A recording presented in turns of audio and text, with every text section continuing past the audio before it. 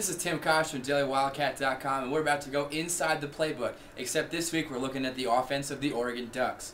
On Monday, Stoops referred to head coach Chip Kelly as an innovator, and if he's the innovator, then I don't even know how to describe quarterback Jeremiah Masoli because the player is a stud. Oregon runs what's called a spread option offense, which means that they spread you out, the quarterback's in the shotgun most of the time, and that when they get to the line of scrimmage, there are several plays that the quarterback can call based on what he sees from the defense.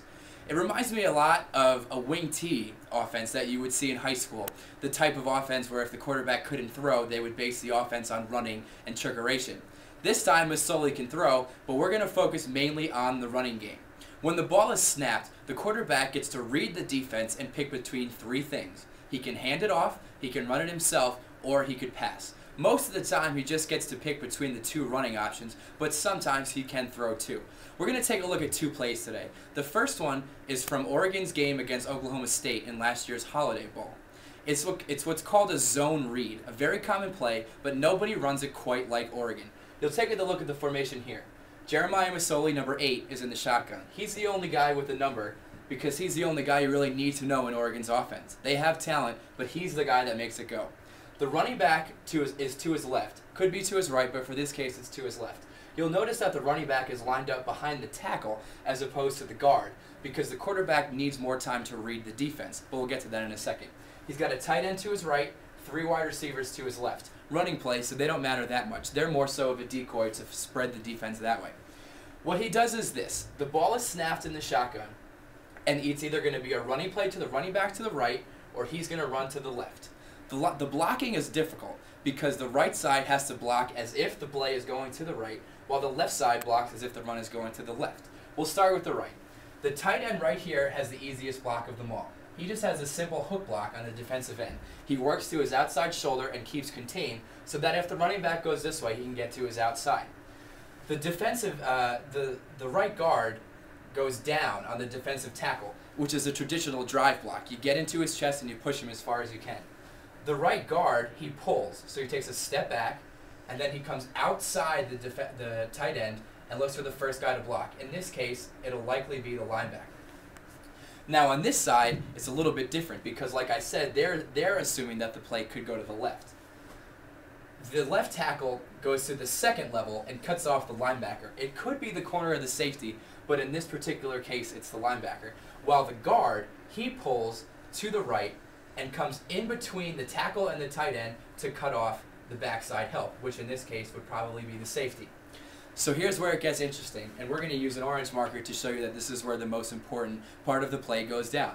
The key read in this play is the defensive end. What the quarterback is looking for is what the left defensive end does, because the read is either defensive end based on the opposite of where the running back is going. So if the running back is going right, the read would be this defensive end. So when the ball is snapped, Masoli's here, and he sees the defensive end. Let's say in this particular case, the defensive end stays put. He just stays right there. Doesn't read his keys, just stays in his spot.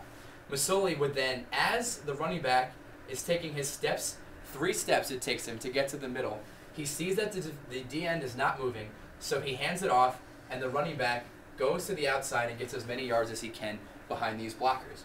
If the defensive end flies up and sees the opening, that's when the quarterback keeps it. Because you see, there's nobody blocking the defensive end. It's up to him to see what he has to do. So the defensive end crashes up. All Masoli does is sidestep, read his defense, and then follow his blockers this way. Want to see this run very well? Go to YouTube, type in Jeremiah Masoli touchdown, Oklahoma State. Not only is he fast and smart, but he's strong too. You should see the hit that he put on that safety. Next, we're going to show you what it's like when. It's fine. That's the end.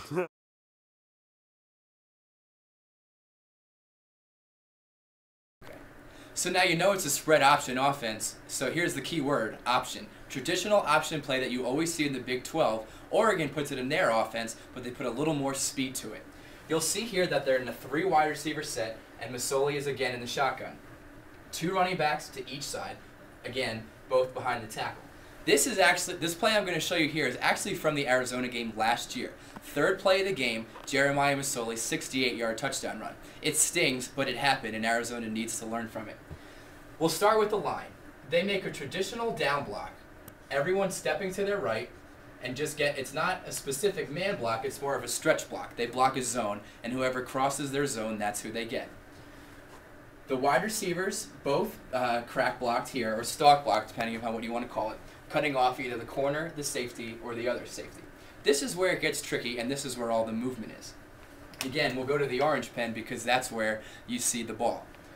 Again, the read here for Masoli is the defensive end. When he calls hike, this running back is going to run this way, just like the last play you saw. And this is where the option comes. He either hands it off, or he goes to his left. So, just like the last play, if the defensive end stays put, he hands it off and the running back goes to the right. If the defensive end comes past the line of scrimmage or anything close to it, he decides to keep it.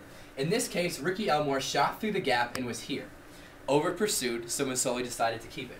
You'll see this running back go this way as the play action, which is actually where this linebacker went. He read the running back, so it took him out of position. That's why you won't see him a little later on. The quarterback then went behind the running back this way, but he was also trailed by the running back to the left, which is where you see the option play.